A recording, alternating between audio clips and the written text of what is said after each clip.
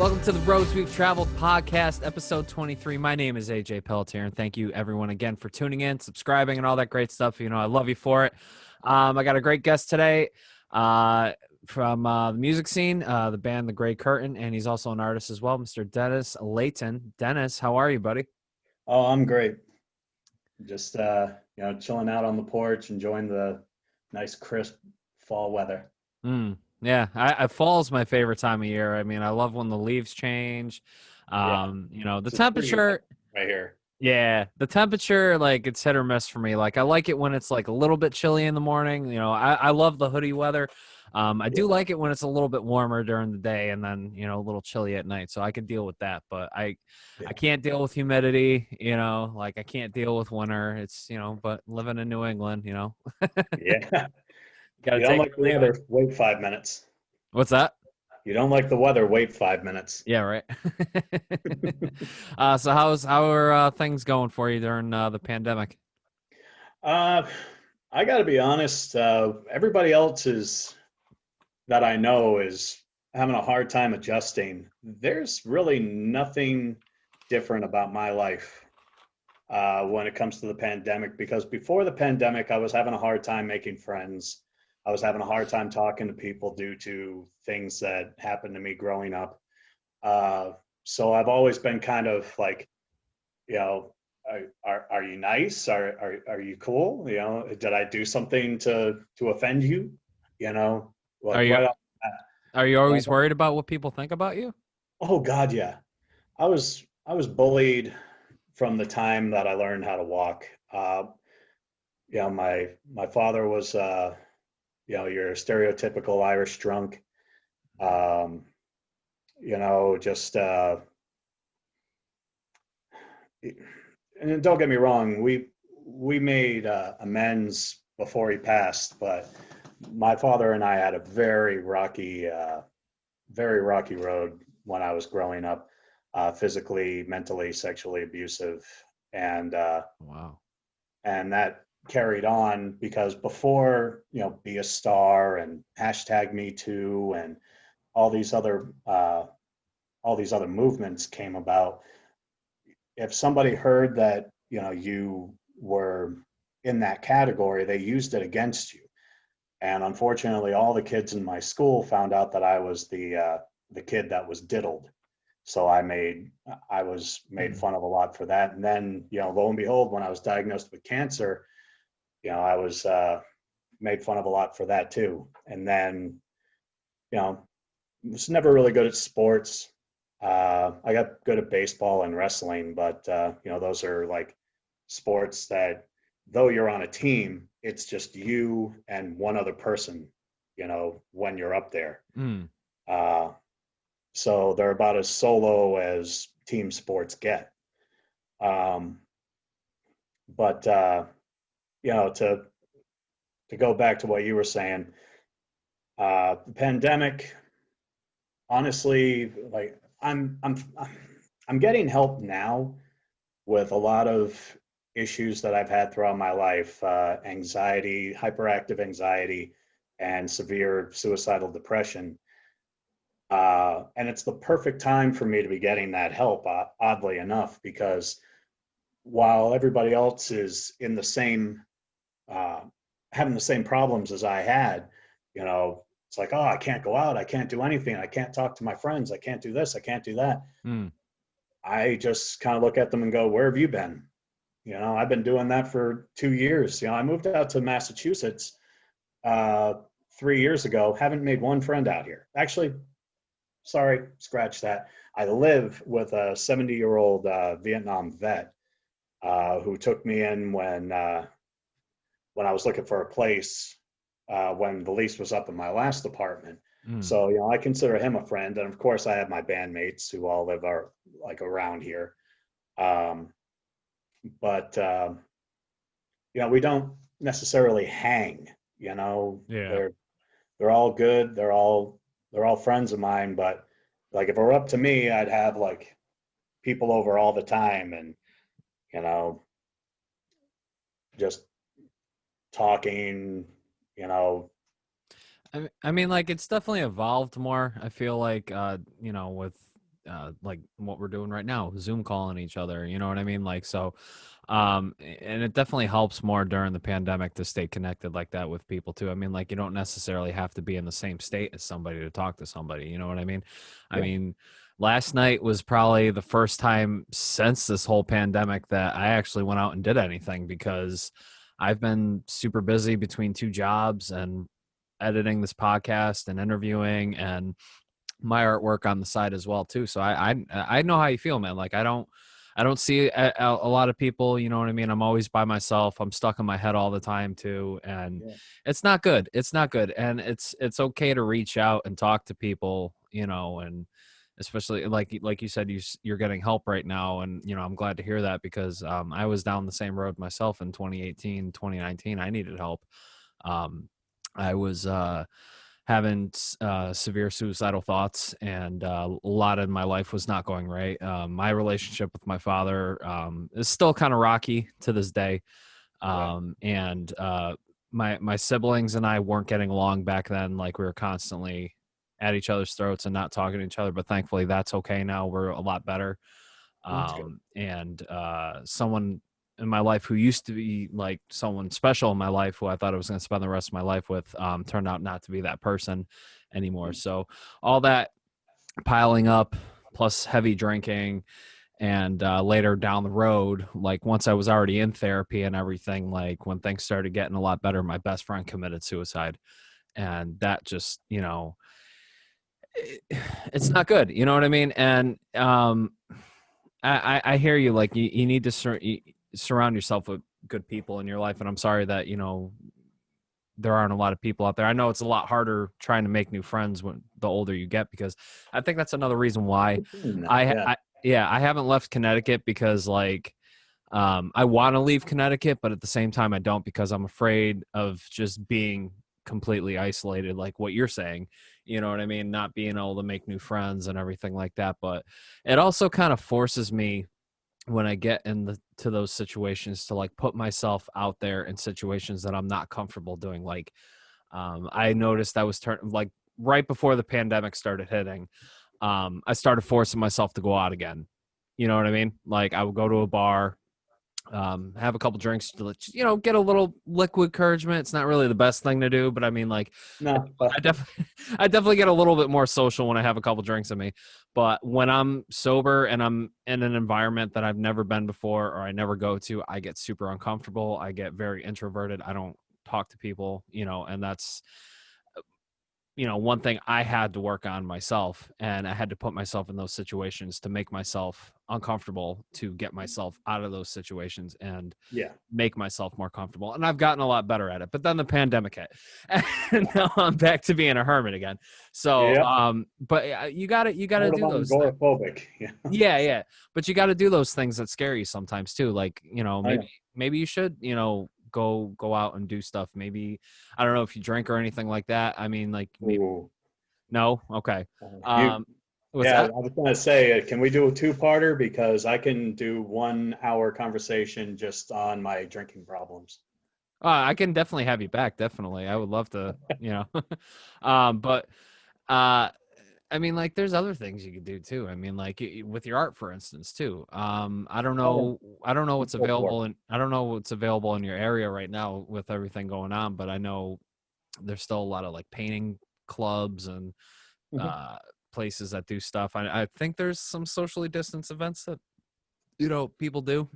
You Oh, can, Worcester is like ahead of the curve when it comes to, okay, we're trying to get people back out there. We're trying to mm, get people to, be civil with each other, social distance, yes, but also get back out there and communicate with each other. That person to person contact is really what makes us, well, above the animals, I believe. mm, We, there's a art club that was right next to where I used to live on Main Street, next to City Hall. And, but once again, you have to think back at, like the time that I was in. I just moved out here. I just got myself situated. So I wasn't exactly going out and doing anything because I was afraid of the city. mm, I grew up in Putnam, Connecticut. mm, So, that was my hometown. I based my whole comic uh, personas and citizens, of the town of Apathy around this town that I grew up in that I thought I would never escape. Mm. And part of me never wanted to leave. Part of me never wanted to leave Putnam because I always thought, well, if I moved out to the city, I always wanted to move out to either Worcester or Boston. If I move out there, I need to have myself, a partner in crime. I need to have myself a good group of friends that'll wait for me in case things go south. I Mm. need to have myself a plan. And unfortunately, the town kind of chewed me up and spit me out. And I Yeah. said, my band's out in Massachusetts. My son's out in Massachusetts. I just got this job working in hospice care out in Massachusetts. What's keeping me in Connecticut? Exactly. So, and I always wanted to live closer to my son. Ever since his mom moved him out to Massachusetts, it was an hour one way to go see him. Yeah. So, and at the time, I'm sure in Connecticut, jobs are not very plentiful. Yeah. So I was doing temp job after temp job after temp job, getting fired because I looked at somebody funny, getting fired because I punched in a minute late. It's like, Yeah. okay. So when I moved out here, it was a relief. But then as I opened up the windows in my apartment, I was like, oh God, there's a lot of city. Because you look at the way that city life is portrayed on TV and movies, and the city is almost like a character. Mm-hmm. The way it's portrayed, and it seems so exciting and Yeah. invigorating to live in a city. Everything's art, everything's you know panic. And I always felt like that was my kind of thing Mm. until I moved out here. And don't get me wrong, I plan on staying in Worcester. I like it out here, Yeah. but I've been to Worcester a few times when I was still within the Red. We played the Palladium a few times. So Worcester's a nice city. oh yeah, I love playing the Palladium. Mm. That's another venue that I'm hoping doesn't close down because of all this. Yeah. But yeah. we need to get a vaccine. So Shit. but yeah, I hear you, man. According to Like Trump, it's on its way. got to be ready by November 1st. Oh no, April, right? Last I heard, it was November 1st. They want it by November 1st. And I'm like, we just started human trials, and there's no way of knowing if it's going to work at all until like at least another few months, you Uh, know? So, but anyway, we're yeah, getting off subject here. yeah, um, Another thing that like I noticed or I got out of therapy was just giving some friendly advice here too. And yeah, it's easier said than done. Was you really have to be okay with yourself first. And I know that's a long shot. yeah. Because it's to this day it's still taking me a while to be okay in my own skin. Yeah. And but there are days where I feel good. You know what I mean? I feel good about Mhm. myself. I look at stuff that I've done already with my life and what I'm still doing, and I'm like, okay, like, I give myself a little pat on the back, like, you're doing good, keep going. And then there are days where, I feel very isolated and I'm in my head and I'm overthinking things. And then I have to stop because when I get like that, it goes down a dark road for me and it just continues to get darker. There's like no light, and I have to stop myself and make a light for myself, kind of thing. So I have to sit there and I have to think about what am I grateful for? And it's a total cliche. I know it sounds like a total cliche, but like when you get into the habit of like thinking to yourself, okay, what am I thankful for? I have a car. I have a roof over my head. I have food on the table. I have money, this, that, and the other. When you start to get into a habit of doing that, you start to feel better. Like your mind just like tricks itself into feeling better. And then you start feeling better. Like I know it's a total cliche. Don't get me wrong, but I started doing it and I start to feel better. Like it Yeah. doesn't happen overnight, but I mean, like when I get into those moods, it definitely helps. And, my cat, gives me all the love in the world too. When I'm feeling that way, she'll sit on my lap and, beg for attention. But, Yeah. but it's just little things like that that help me when I'm in those moods. So I totally hear where you're coming from, man. And, depression sucks. Depression Oh is a yeah. fucking bitch. Oh yeah. And it's not always like, I saw something that was like, depression is when you live in the past. I'm like, it's not that simple. You know what I mean? Depression is when the past lives in you.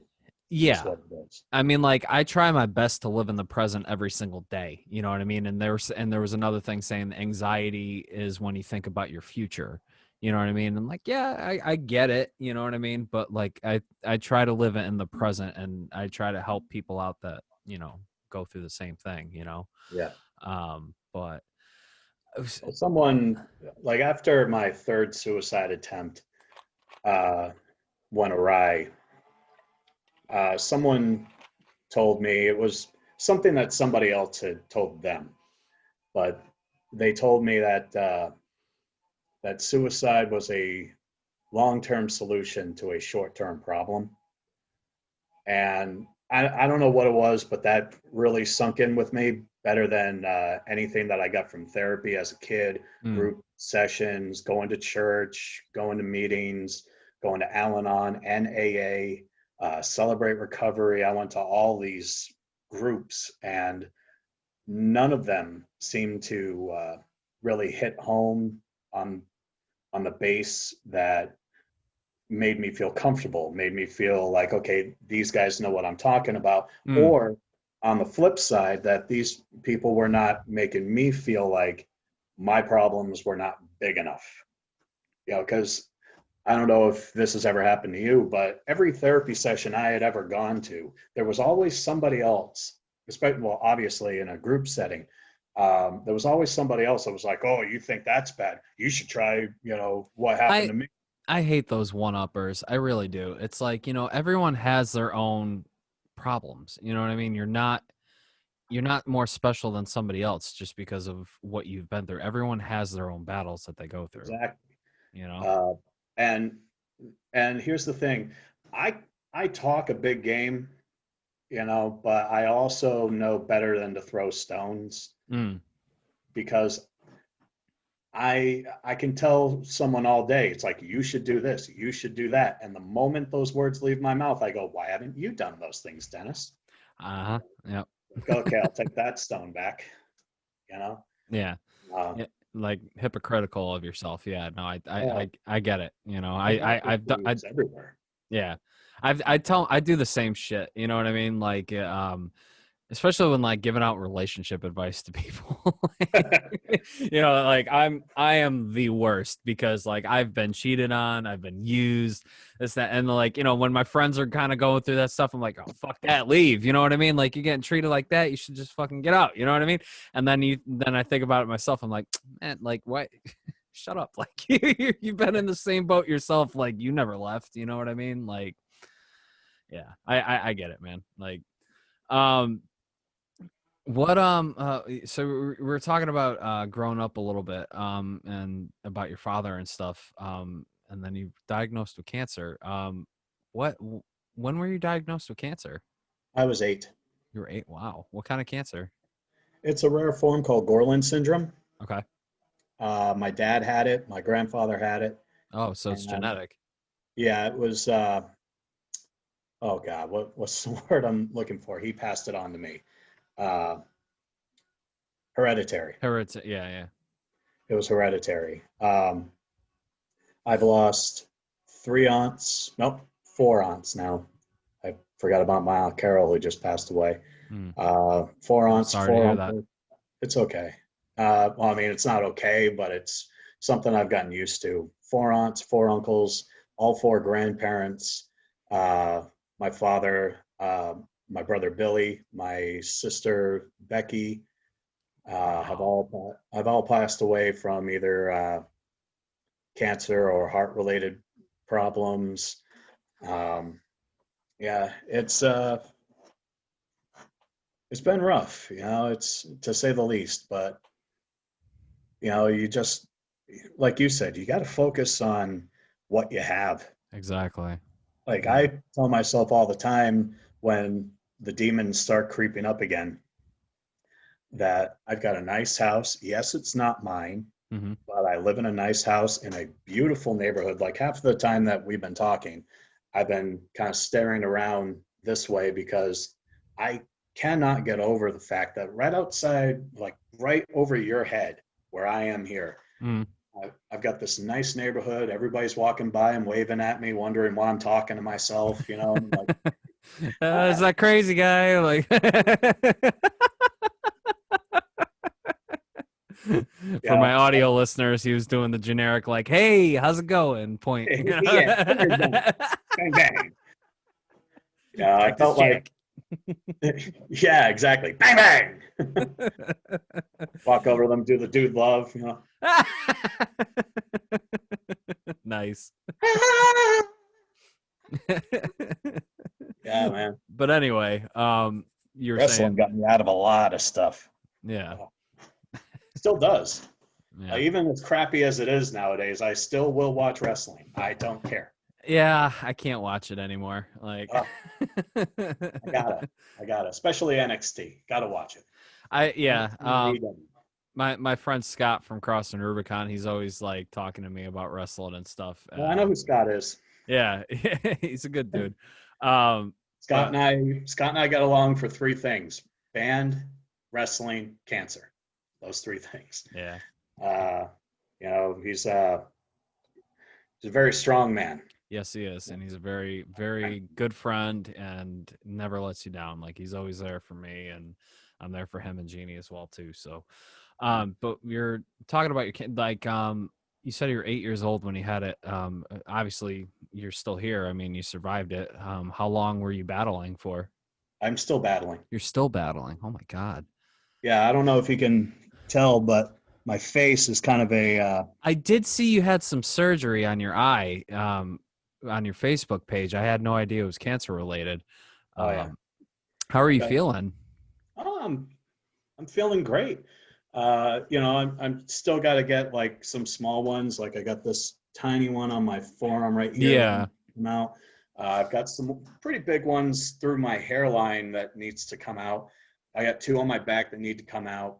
They're all Are they just like moles almost, or are they like just they're basal cancerous? cell they're basal cell carcinomas. So Okay. basically, they start off kind of looking like pimples, Hmm. and then they open up, they ulcerate. Okay. And then the next thing you know, they're like giant craters that if you don't take care of, like my dad had a seizure one time because one drilled into his head. Jesus. And yeah, luckily he was still with us after that. But Yeah. he started taking it very seriously after that. You Oh, know, it's terrible. I, of course, started taking it very seriously once I saw him and laid up in that hospital bed. Yeah. So I was about uh, 11 or 12 at that point. He was in his 30s. Mm. Uh, it's basically it affects my tendons, my muscles, my bones, my nerves, and my skin. Uh, I'm sure you've noticed I've been kind of fidgety during this whole thing. I apologize for No, it's that. okay. But part of the reason is because with the medication they have me on, I'm kind of like all over the place. Mm. They're trying to cure my anxiety by giving me more anxiety, if that makes any sense. But it's a good anxiety. It's like almost like a puppy dog. It's like, oh, is that a squirrel? So I take it medical marijuana is out of the question for you then. Oh no, it's not. Oh, so you smoke? My mom's going to be listening to this, so no, I do not. Well, my mother does not know how to work does not know how to work a podcast, and I really don't care if my family's listening or not, but I will be very open that I do smoke weed because I suffer from glaucoma. I'm actually in the very early See, stages of glaucoma. Yeah, you so have a legit. yeah. I also take CBD too, religiously. CBD is amazing for my back pain and I've heard so much about CBD, but I've never gotten into it. Like I've never tried it. it's all the benefits from from marijuana, obviously, just without the high feeling, basically. There's still like a 0.03% of THC in most CBD products, but it's not enough to get you high. Don't get me wrong. Don't go out and get a drug test because there's no guarantee that you're going to pass it. But there's still that, all the benefits. It's all the cannabinoids that come in cannabis that you get from it just without the high feeling afterwards. So like I take tincture form of it, like the droplets under my tongue. Yep. For like 30 seconds and then I swallow it, and like whatever pain I'm in right now, like it just dulls it like almost immediately, and I'm good for hours. And then like it definitely helps with my ocular pain in my eyes. And then when I come home at night, like I'll hit my cartridge a little bit. It's just so I can go to bed. But other than that, like, it comes in so many different forms too. Like there's like I work part-time for a vape shop, and we have tons of CBD products. And we've got like creams, we've got gummies. I tried a gummy. They're good. Yeah. We actually have like flower, like bud, like CBD that you can smoke. I mean, like right now, I don't like smoking the stuff. Ever since I quit smoking cigarettes, I really hate the smoking sensation. You know what I mean? Like I vape mainly, but like I can't smoke a cigarette. I can't smoke weed. Like, I just hate that burning sensation, Yeah. See, ever since I was, I don't know, probably I went to Woodstock 99, and that was the first time that I ever touched this stuff. And basically the reason why I was a dare kid, I was, true, because I saw the way it affected my dad. I saw the way it affected my mom, even though my mom really was only cigarettes. But, my mom worked her ass off trying to make sure I still had a roof over my head. My dad worked, but when he left work, he would go straight to the bar.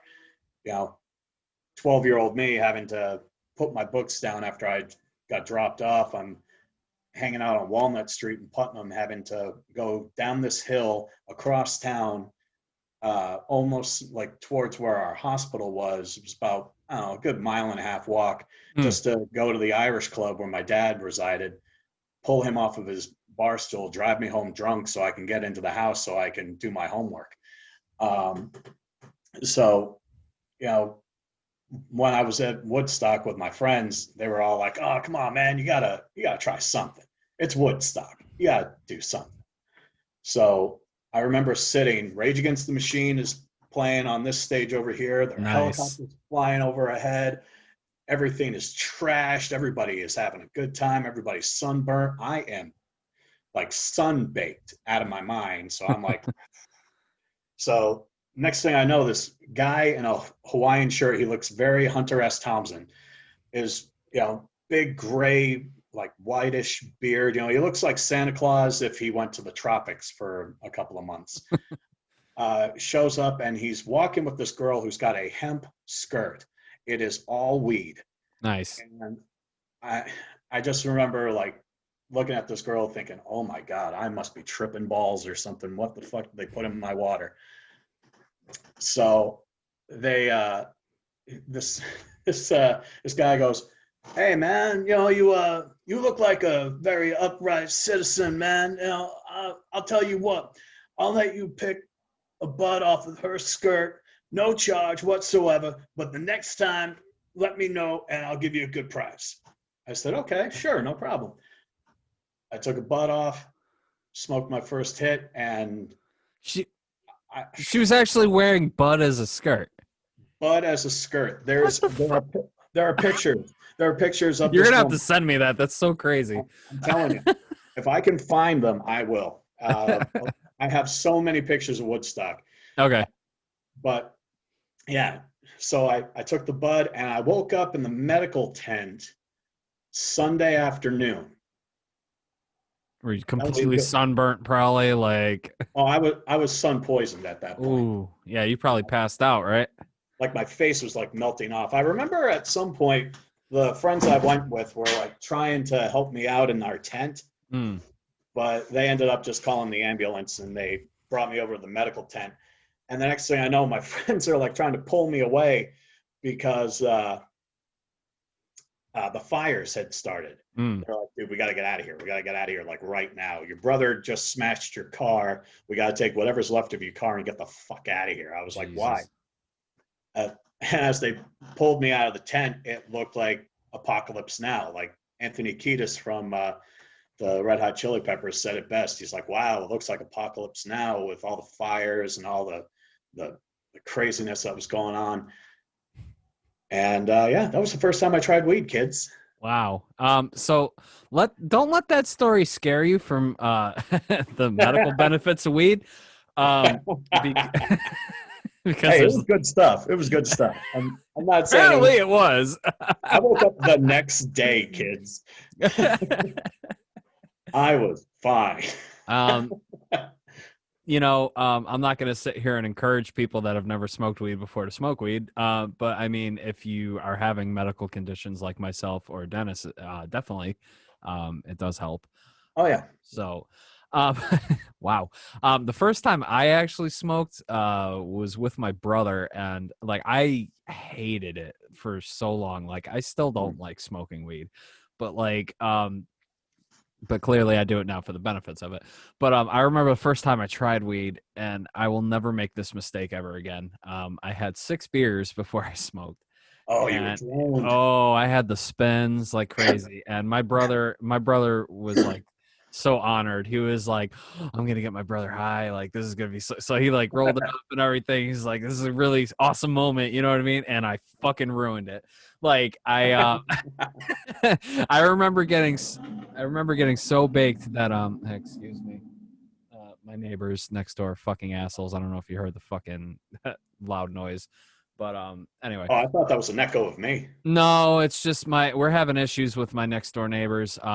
It's not just us, it's pretty much everyone else in the neighborhood having issues with them. They like revving their engines and loud mufflers and everything, to the point where like there's already a case building up against them right now, and it's looking like their cars are going to get impounded.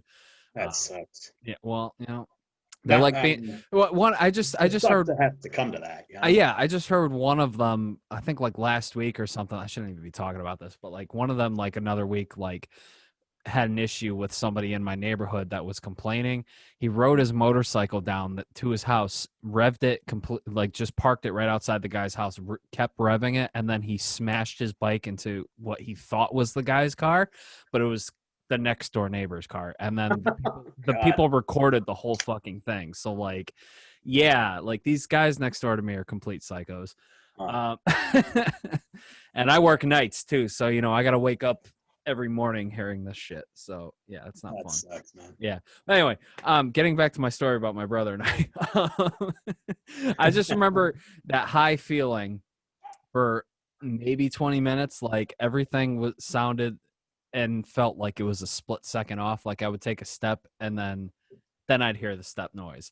You know what I mean? Like I was like, whoa, like this is so trippy, man. Like this is fucking cool. And then like my brother's like, why are you talking like Snoop Dogg? And I'm like, what? Like, acting all funny. Yeah. So then like I sit down and then I'm like, oh, I'm not feeling so good. My brother looks at me, he's like, oh fuck. And then like he grabs a garbage bag and I just immediately start vomiting in it because let this be a lesson, people. You never smoke after you've had a ton of alcohol, because that's how you get the spins. Everything, and they call it the spins because literally everything in the room spins around. So don't do that. This message has been brought to you by AJ Pelletier. Yes, smoke before you drink, because if you're already high and you drink, you don't want to drink too much, because you get that feeling where you're like, I think I'm good, like I don't need this beer, and then you're fine, So, but anyway, my problem was always whiskey. Okay.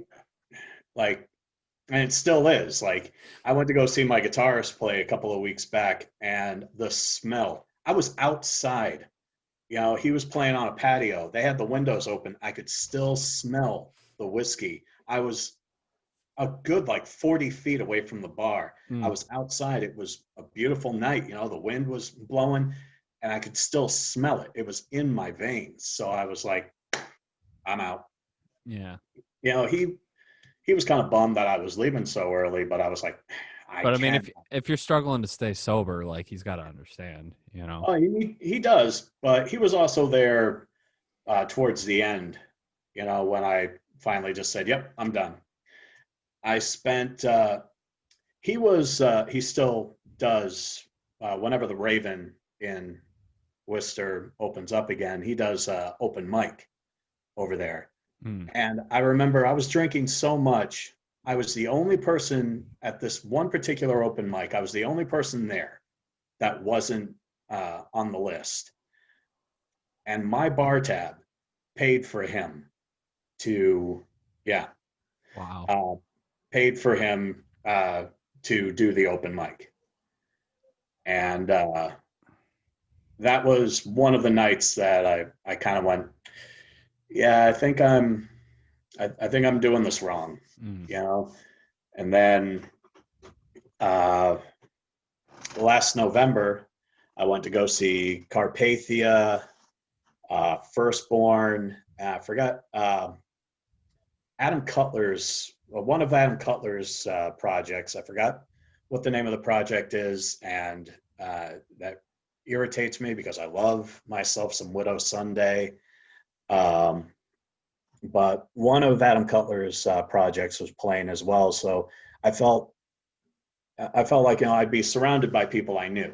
Mm. So I went down to Ralph's and I brought my drawing pad just in case I felt you know weird. And the next thing I know, I am so drunk I can't stand up straight. I don't I don't understand what compels me to go, okay, I have this, Yeah. I have this thing in my hand. I have this, you know, this brown liquid in my hand, and that's supposed to give me superpowers apparently, because and throughout my life I've told people I don't drink to get drunk. I drink for sport. I even had a title belt at one point that nobody ever beat me for.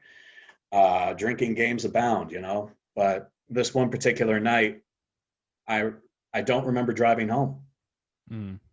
and it was amazing that A, I didn't kill myself. B, I didn't cause bodily harm or death to somebody else. Um, that I didn't at least do some property damage. I did nothing to my car, to anybody else. Mm. So that day I called up my bandmates and I said, I need help. This is going too far, Mm. because that wasn't the first time. That wasn't even the first time that month, AJ. Mm. I had gone to a Halloween party at FET. FET. Yeah, I've been there. Yeah. So imagine I live in Worcester. I drove down to FET for a Halloween party, got completely smashed. Don't remember how I drove home. Yeah, You that's know, not good. I and mean, then there, I can't like say that I haven't been there myself, because I have been, and I've I never really thought maybe my drinking was out of control until more recently, because it was every day I was drinking, yeah, me too. and it's like, my body was just like, bleh, you know what I mean? Like, I was putting on weight, I just felt like crap all the time, and yeah, and it just wasn't good. So like, I finally got control myself, and it was hard to do, where I cut down to weekends, maybe just one night, and that's it. And it's when I'm home that I'll do it. Like, I don't normally go out anymore, especially now. I even though I did go out last night for the first time in months since this whole pandemic, but it was for a friend's birthday party. Hmm. But anyway, like, I don't go out and drink anymore. I would prefer to stay home by myself one night a week. And as you can tell behind me, I got this elliptical now. I got a total gym in the other room. Like, I'm trying to get healthy. You know what I mean? And I found fitness definitely helps me when I'm feeling low, or it definitely energizes me. I get that same high feeling I would get, that same superpower feeling that you were talking about after I do a workout. And I'm Yeah, like, all right, I feel good. I don't need to drink right now, So, and I was just battling a a prostate infection that I'm finally towards the end of right now. I was on 3 different antibiotics for almost 2 months now. I couldn't even oh. touch alcohol for 2 months. You know what I mean? Like, it sucked, because I constantly had that feeling of being kicked in the balls for 2 months, and Oh, I it just, bet. yeah, it sucked. So I'm finally at the end of it now, thankfully. But yeah, I couldn't drink That's for good. 2 months, and like the whole time I'm like, I really want a beer, but I can't have one. Yeah. Yeah, because nothing good comes from drinking alcohol on antibiotics, kids. Yes. But anyway, yeah, we can talk more about that if you want, or if you want to move on. You were talking about your band, the Grey Curtain, a little bit. What do you play in the band? Well, the first the first album I composed 90% of the music by playing uh, bass like a guitar Hmm. and playing some percussions, but nothing compared to what the guys in my band do. Um, the but what I do is I sing. Nice. Uh, Okay. uh, growing up, going back to being bullied and everything. The only place I felt secure was either in the art room or the chorus room. Hmm. And, that's what I did all the time. I just sang. If there was a song that hit me, I learned the words within a day and just sing that. And it didn't have to be a rock song. It didn't have to be pop. It didn't have to be country or hip hop or R&B or blues. It didn't have to be 70s. It didn't have to be doo wop. It just had to hit me. Mm. I'm a very eclectic person. You know, like a lot of people, like when I grow my hair out and I got my beard out, they think, "Oh, he's a metalhead." Well, yeah, I like metal, but I also like Paul Anka. You know, I also like the Temptations. I'll listen to the sound of the fallen rain, telling me just who and where I've been. Mm. I love that. I love, man, Motown was really what got me uh, into music. Really, you Nice. know, my all of my relatives were old school country Mm. musicians. I mentioned the Irish Club in Putnam. Yeah. My uncle Smokey, God rest his soul, got me into music when I was itty bitty, like no crap. Like I was like this big. Yeah. I was up to for people that can't see, I was like knee high to what I am now. Just singing Christmas carols, Frosty the Snowman, whatever. And that's when I got bit. Mm. So I need to be on stage all the time, Mm. and that's what I do.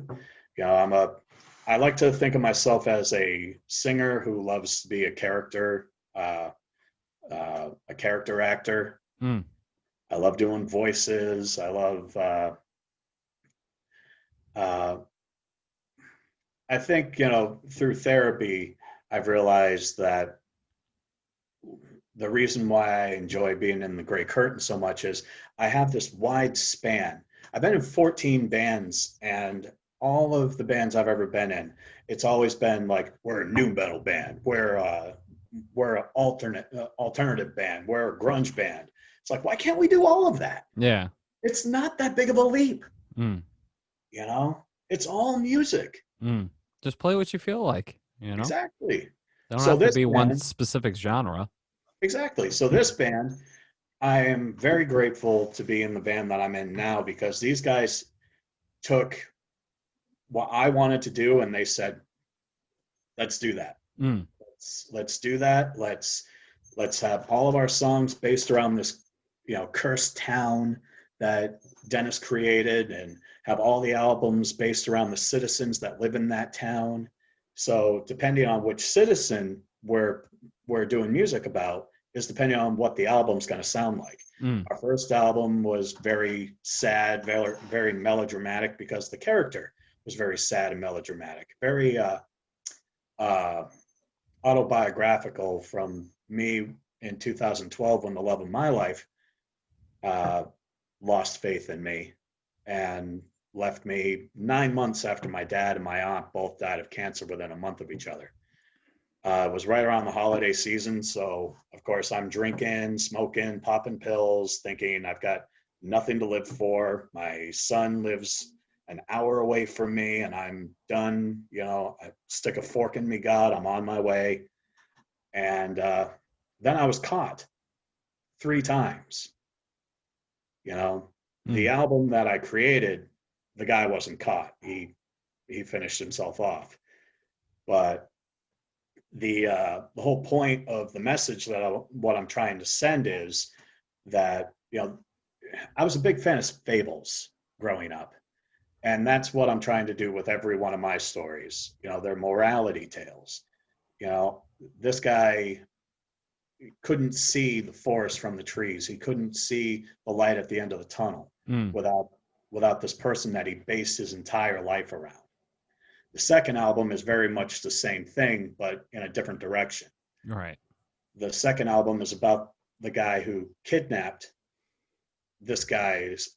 Uh, the first album is about this guy Nathan Knopf loses the love of his life and then eventually dies. The second album is about the guy who this guy, excuse me, this guy Serge Cullen, who kidnaps Nathan's girlfriend, love of his life, and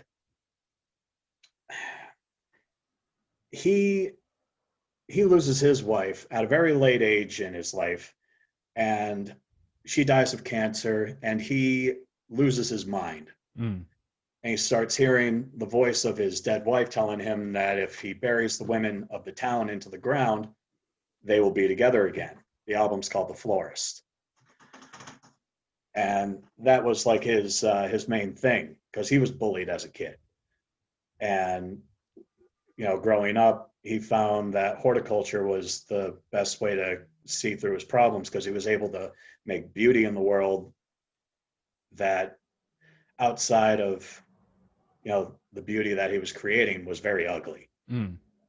Um, and then once his wife died, he just lost all faith, all willingness to continue his creation. And both of these stories really should resonate with anybody who has a hard time letting go of something that they base their life around. Mm. We all have our Edgar Allan Poe Lenore story. We all have that thing that if it goes, we are going to be different somehow. And for me, once the love of my life left me and I didn't have my dad to talk to anymore, uh, it was almost like that filter that, even though it was very thin back then, that filter that taught me right from wrong, the filter that taught me uh, moderation, was broken. Yeah. And I woke up in dried puddles of vomit many, many times throughout 2012. And this is not something that I'm trying to sensationalize. This is something that I hope someone will listen to and realize this is no way for someone to live. You need to base your life around you Mm-hmm. and the things that you care about. Because if you put too much emphasis on one thing, like anything else, you put enough pressure on it, it's going to break. And unfortunately, I didn't learn that until it was too late. And now the love of my life doesn't even talk to me. Well, it's our loss, man. You seem like a great guy, Well, I'm and good now, but I yeah. was a piece of shit then. I No, was. I hear you. I've been down that road myself plenty of times. I was engaged once, didn't work out. Thought the love of my life a couple years back. Her and I were going to be together forever, and then she did a complete 180 on me one day. Said, "I can't be with you anymore." Mhm. And then we started talking like a year after. Thought we were going to work things out, get back together. Next thing I know, she's dating a friend of mine. So yeah, Yeah. sucks, Yeah. But Honestly, same thing happened to me, except it wasn't a friend of mine. I didn't even know the guy. mm, But I'm happy. She's happy. yeah, I'm I'm out here trying to make the best of my situation. But it still doesn't stop me from having conversations with her when she's not here. yeah, When you get that angry, when you get that upset, when you get that depressed, you find yourself having conversations with the ghosts of your demons. yeah. Mm. And as crazy as it sounds, I'm not alone. I know I'm not. That's why I talk about these things so openly. You're going to tell me that you've never, had a conversation with someone who wasn't there? Bullshit. I talk to myself all the time, and then I catch myself doing it, and I'm like, I gotta stop doing that, especially Yeah. like It's like, yesterday. they're not there, right? Exactly. Yeah. Exactly. Yeah. Yeah. Me, it's just like when I talk to myself, it's usually about like, all right, I'm gonna grab this one thing. Okay, do I really want that? No. And then like I'll look like if I'm at the grocery store or the package store or something like, I'm really feeling an IPA tonight. What do I want? And then I'm like looking around. And I'm like, no, I've had that before. I'm not real crazy about that. And then I'll look next to me and there's somebody right there. I'm like, I should probably stop talking out loud. Um, you know? But no, You I talking to me? No. no. I talk to my cat all the time Oh, too. well, yeah, and that is considered normal to cat people. That is considered normal to cat Yeah, people. but I do. And same Yeah, thing with people that own dogs. yeah, Every time that I've ever owned a dog, I'm a huge dog person. yeah. Myself am a tail away from being a canine. I've already got 3 born. But the every time I've ever owned a dog, it's like I come home and it's like, oh, how are you? Oh my goodness, I love Yeah. my dog. You know, And they're just happy to be with you. oh man, Yeah. love My dogs. my landlord's got a great dog. He brings to the vape shop all the time that I work for. He's super good dog, but big baby. He's like 16 months old. He's like a lab pit mix, I think. Like Oh, he looks more lab than pit, but he's very built like a pit. yeah, like So the, yeah, like the he's very like squared beefy. up. Yeah, but he looks like a lab more than anything. So, Yeah, but but anyway, he's got the pit frame. yeah. Yeah. Like he's got it in his face a little bit too.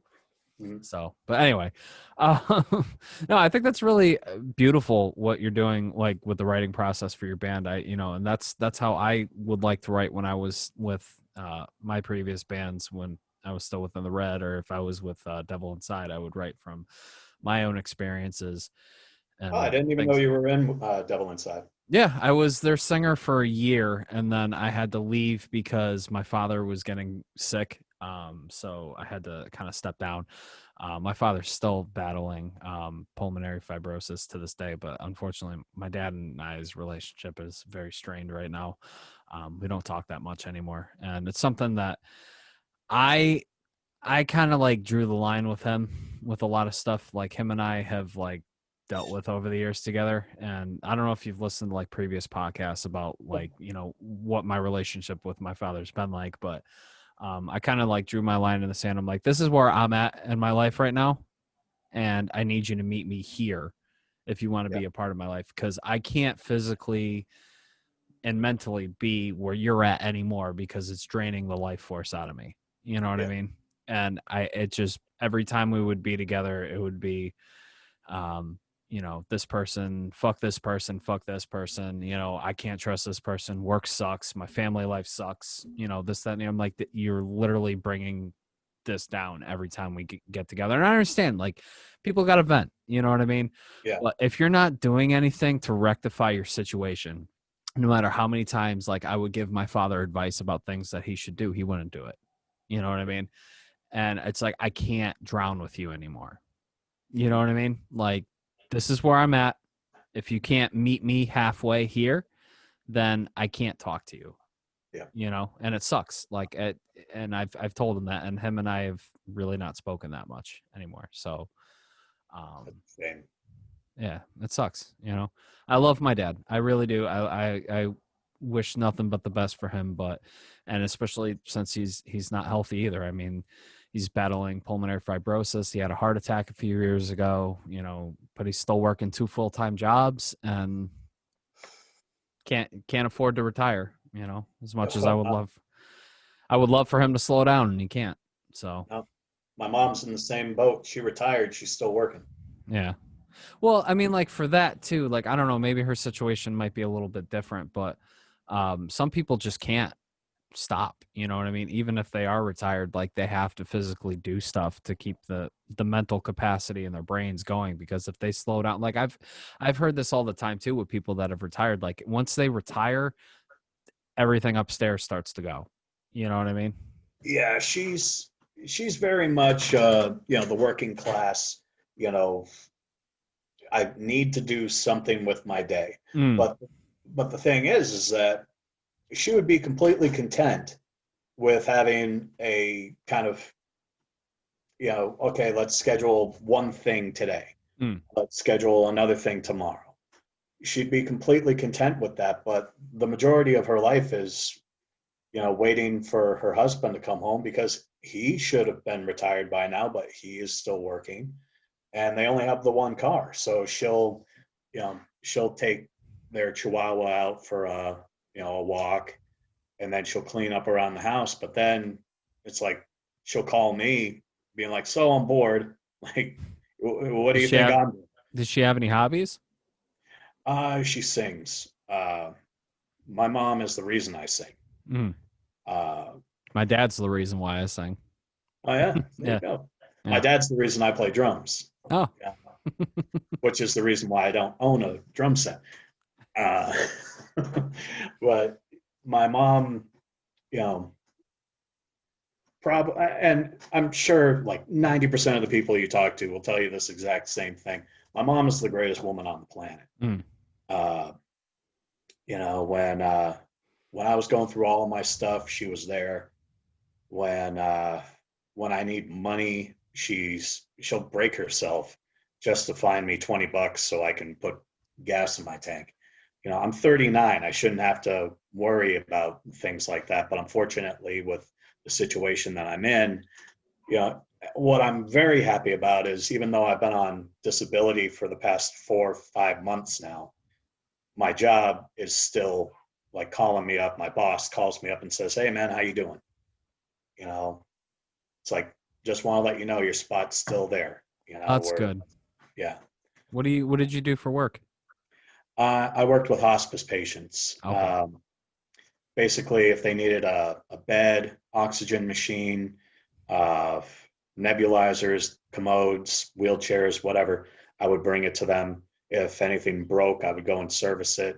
Mm. And unfortunately, when it was time to pick everything up, I had to come pick everything up.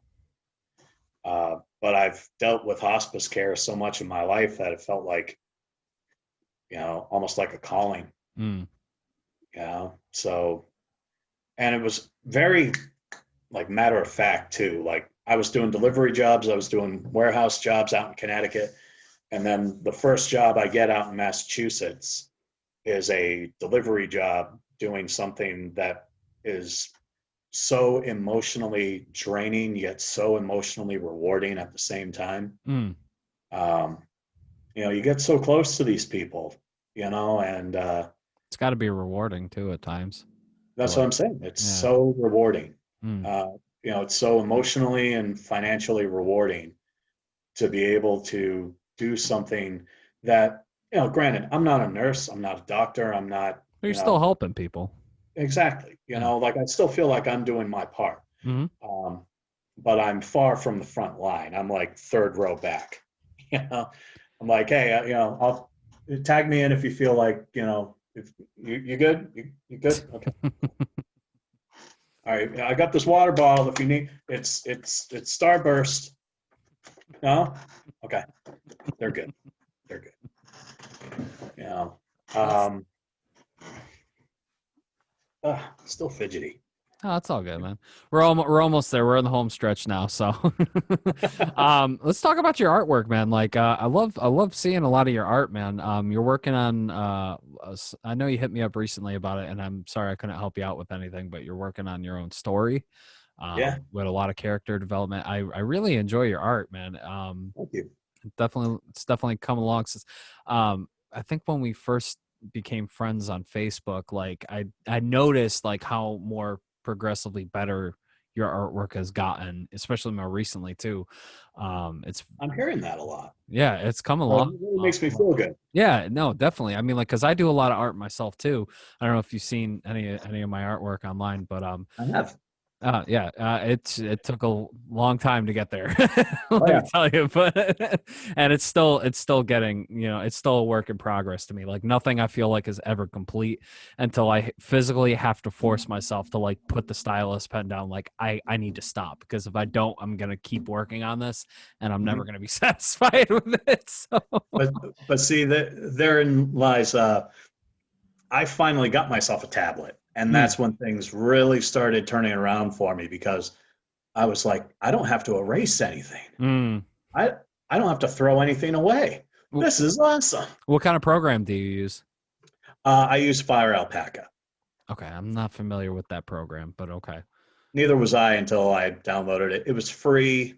I mean, would I love to do like Photoshop? Sure, but right now I can't afford to even have Photoshop. Yeah, it's yeah, I still wish it was that, you buy it once, you know what I mean, and then you just update Yeah, it, but now it's I mean, like, granted, I pay for Adobe Creative Cloud every single month, but I have access to every single program they have, which is great. I don't have to pay for every single program, but it's still a subscription every month, and I'm like, ugh.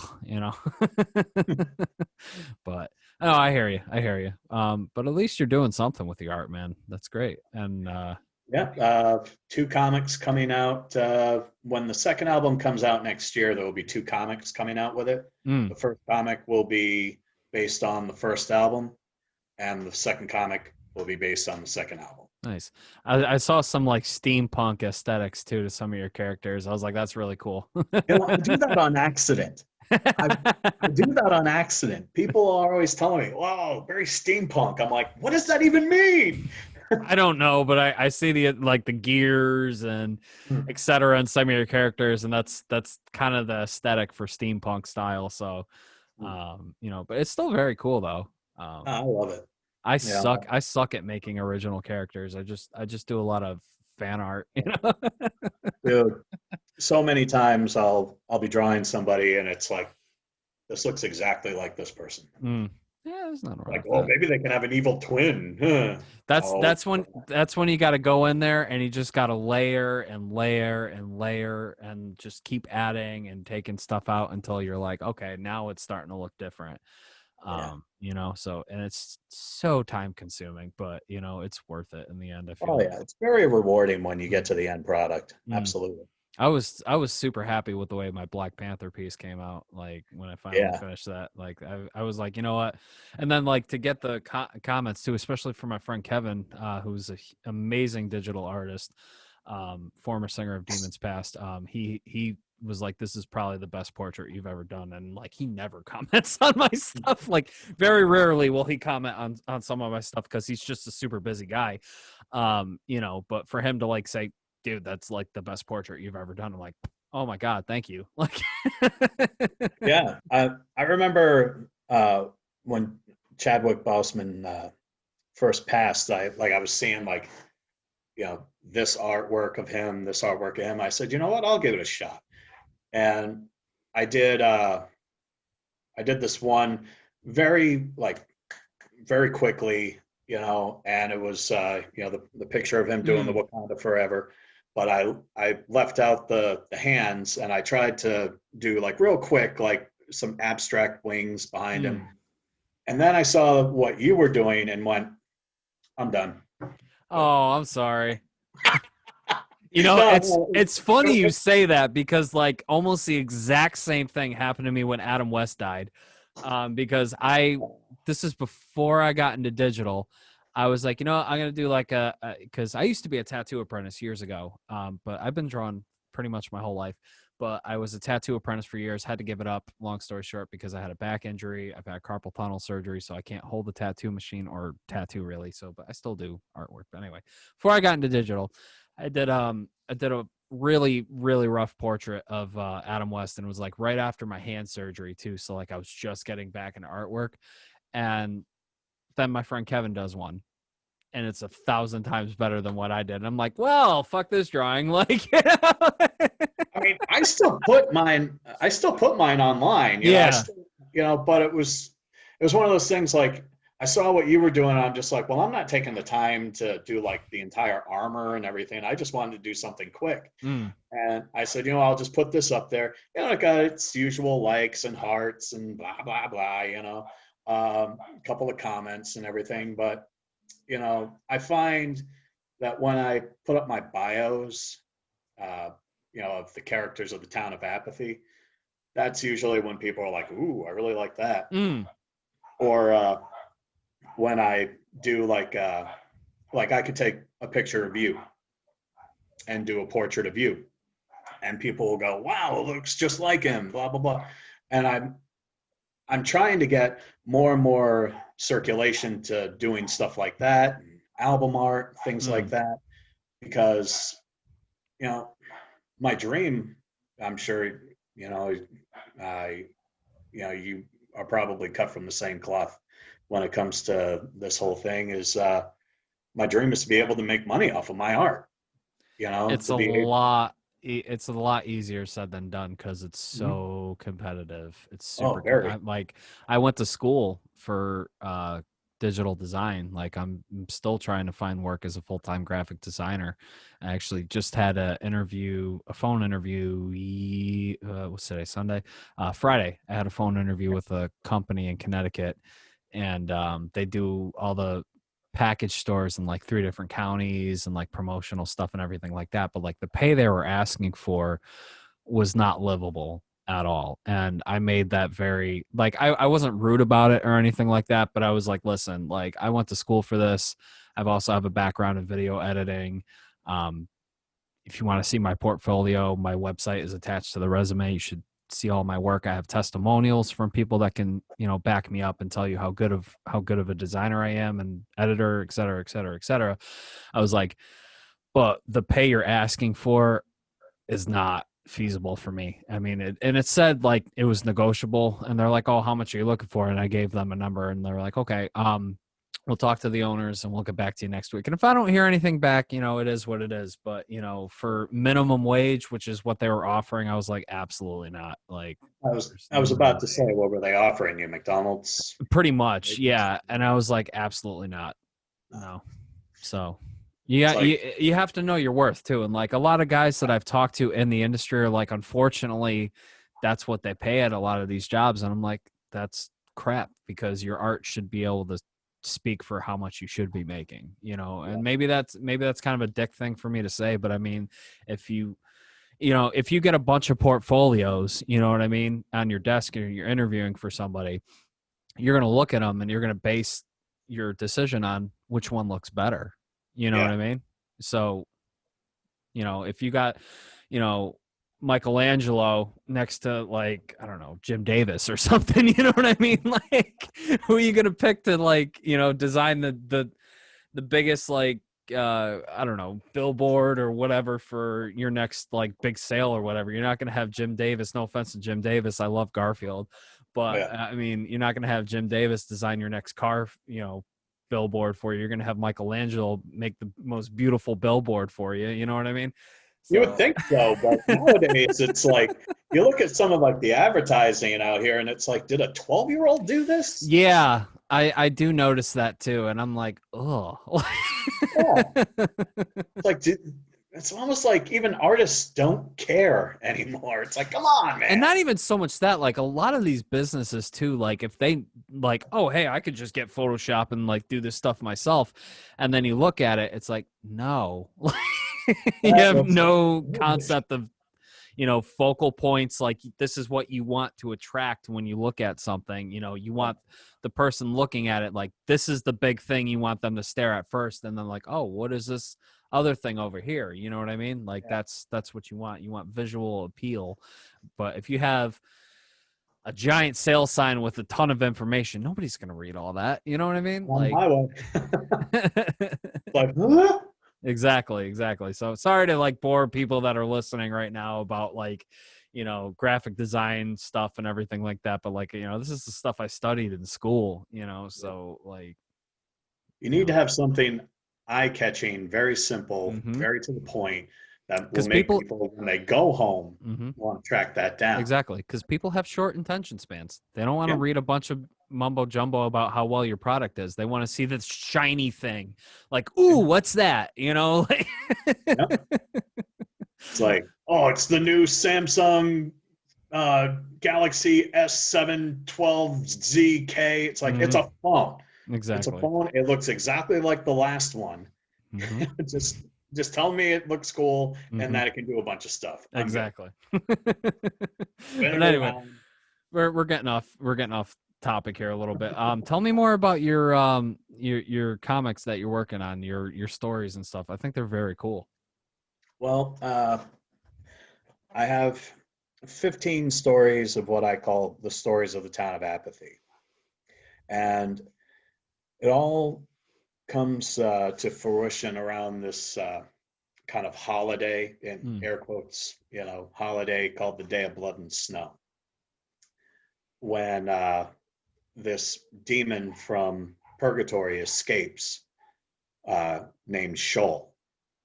And he returns to the town that when he was human kind of turned their back on him. And at this point, Shoal is from like an Amish village back during the colonial times. Mm. So when uh, when he comes back, he pretty much takes all of his anger out on the ancestors of the people that did him wrong. Okay. He traps everybody in this town so they cannot escape. But as the storyline becomes more and more fluid, more and more put together, I've realized that the town of Apathy is really like a moving entity, Mm.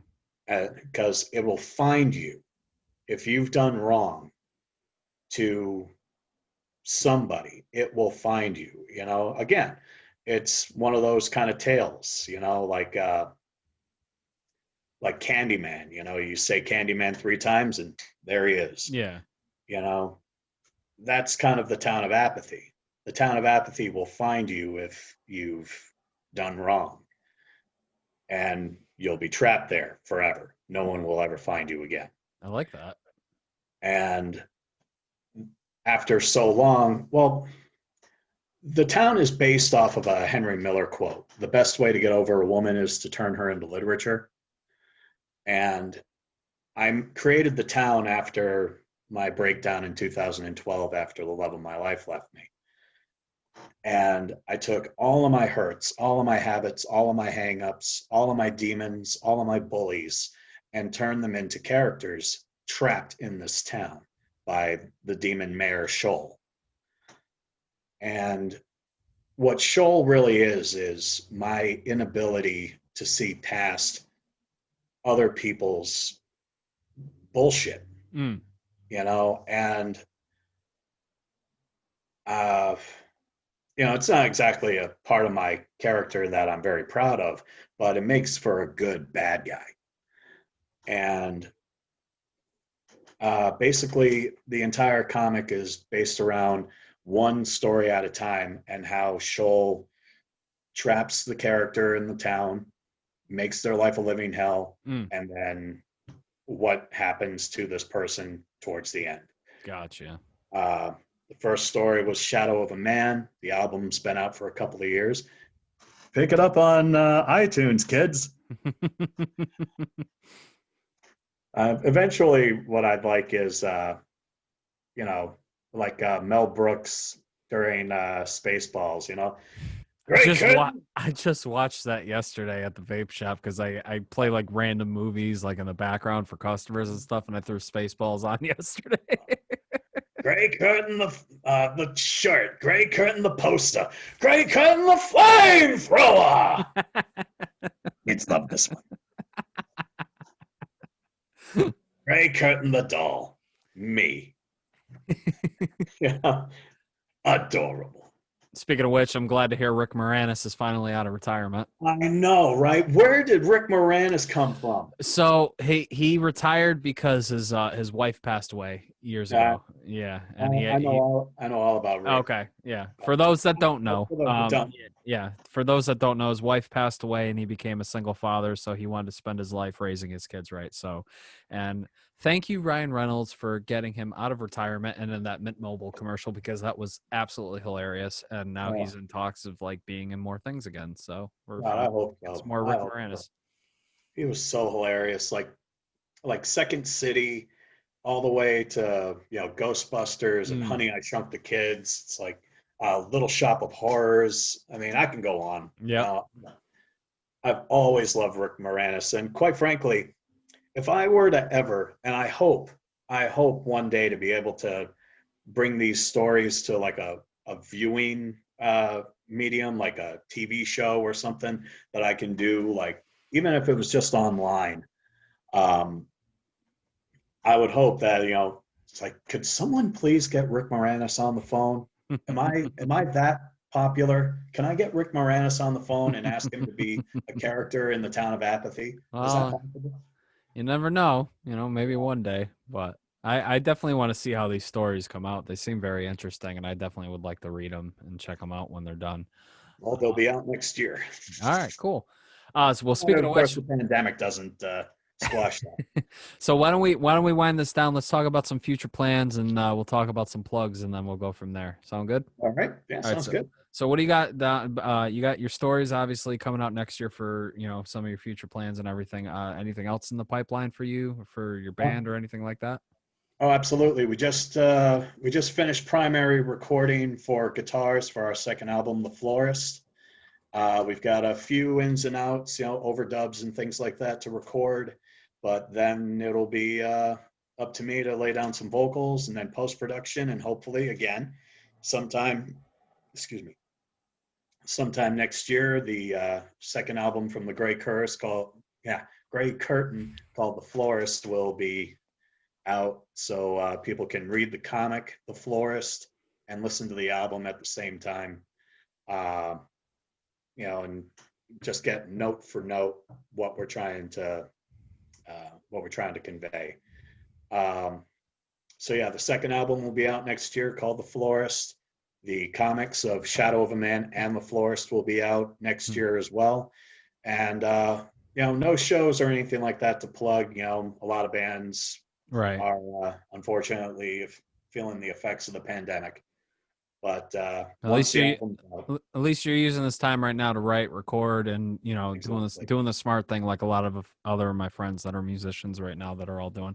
They're honing their crafts, they're recording, they're writing, and they're just getting more and more stronger as a group together because once shows start happening again, everyone like the Oh, scene's gonna explode like it's going to be blow your ridiculous. minds. Yep. Like the problem isn't going to be bands and people trying to find shows to do. It's going to be, well, I don't know what show to go to. Exactly. Like, where do I go to tonight? There's like 5 different things going on. Yeah, it's going to be Exactly. crazy. Yep. So anything you want to plug?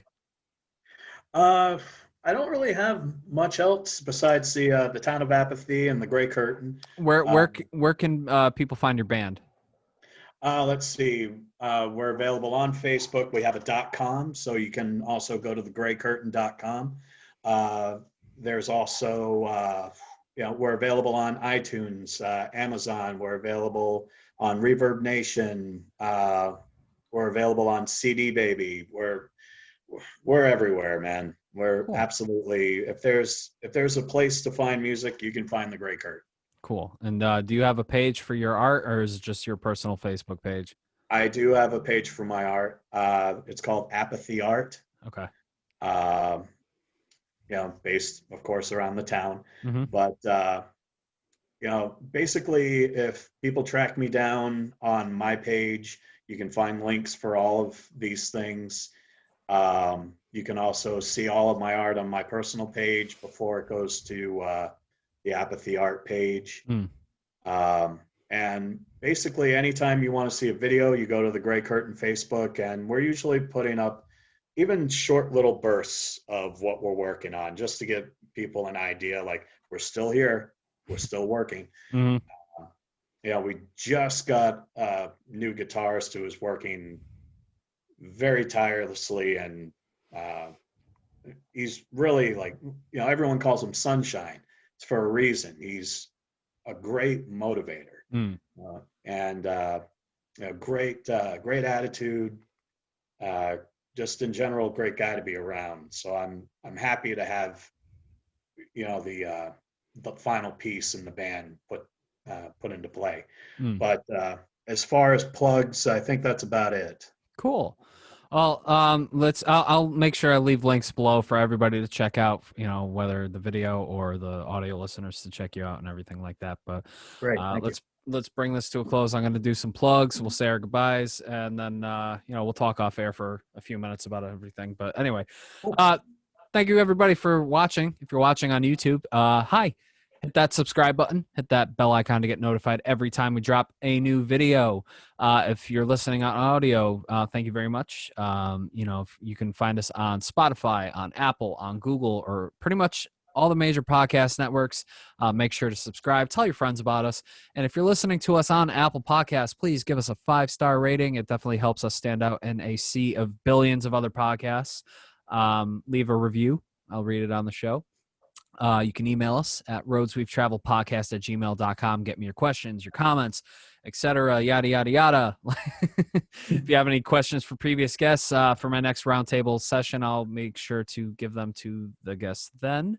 If you have questions for me or if you have your own stories, let me know. I'd be happy to read it on the air. Follow us on Facebook at facebook.com/roadswe'vetravelpodcast to stay up to date with everything going on with the show. And if you guys want to check out what I'm doing, head over to twitch.tv/jrbucklegaming. I pretty much do gaming and art streams. I'm doing a gaming stream tonight with a bunch of friends. We're going to play Among Us. If you haven't checked that game out, it's a lot of fun. It's basically like Clue, and you're murdering people, and people have to figure out who it is, and it's very rage inducing, and there's a lot of yelling. But it's a lot of fun. And check out my portfolio at www.alanmpelletierjr.com. Hit me up for commission work, video work, whatever you guys need. Dennis, this was great. Thank you for traveling down this road with us today, and being a part of this podcast. Absolutely. And take care. We'll be in touch, and stay safe out there, brother. You too, man. All right.